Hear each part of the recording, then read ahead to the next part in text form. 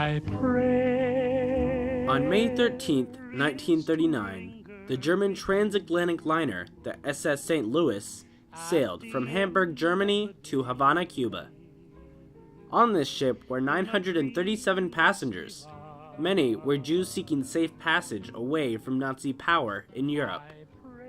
On the 75th anniversary of this historic voyage, Egon Salmon looks back on his childhood in Right, Germany. Jews and Gentiles intermingled, like anything in the United States or any other place in the world. You had friends invited you. Egon recalls his sister Edith, his mother Erna, and his father Paul taking part in many festive Jewish holidays, and especially his own bar mitzvah. Well, the family was there. Yet, with the rise of the Nazis and the passing of the Nuremberg laws, Egon would eventually have to change schools. I then transferred into a school, a Jewish school, in Düsseldorf. And I had to take the train early in the morning.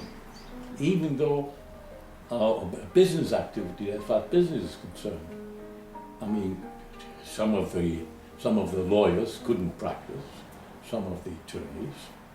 However, on November 9th, 1938, the night of Kristallnacht, often referred to as the Night of Broken Glass, Egon and his father, Paul Salmon, would encounter their first major experience with Nazism in Germany.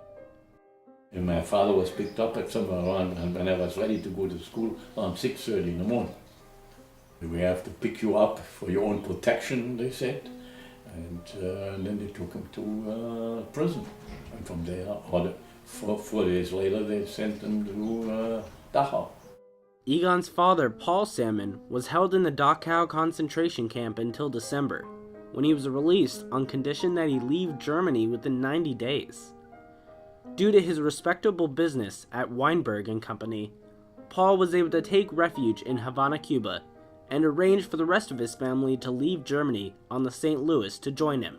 The ship's captain, Gustav Schröder, was kind and respectful to everyone.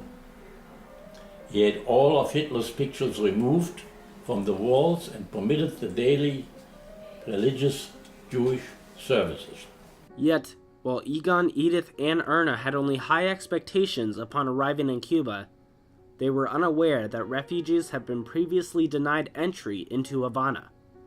When the St. Louis landed, they were then turned away shortly afterwards. News reporters began to call this the Voyage of the Damned.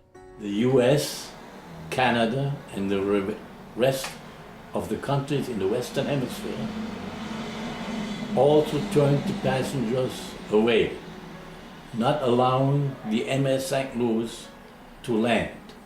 I spent my birthday, June 4th, on my return trip to Europe, looking at the skyline of Miami Beach as we returned to Europe.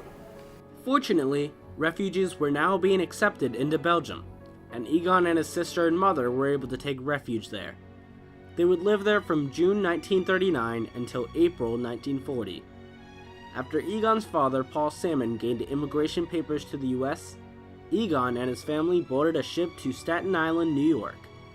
They escaped just 2 weeks before Nazis invaded Belgium. A few days after the family reunited, I was registered for high school and my sister for grammar school. Prior to my 18th birthday, I was called into the U.S. Army. Because I was graduating in 3 months, I was granted a deferment until I graduated.